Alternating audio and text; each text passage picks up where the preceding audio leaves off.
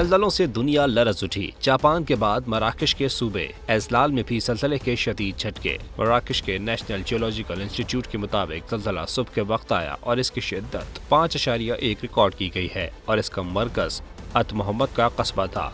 ज़लज़ला पहमा मरकज के मुताबिक मराकश में ज़लज़ले की गहराई 13 किलोमीटर रिकॉर्ड हुई।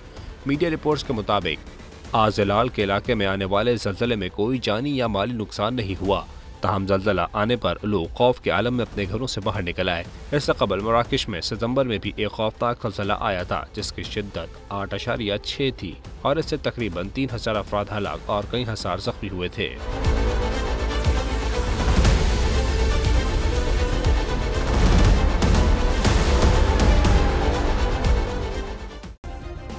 सब्सक्राइब करें और बेल दबाएं ताकि कोई खबर रह न जाए।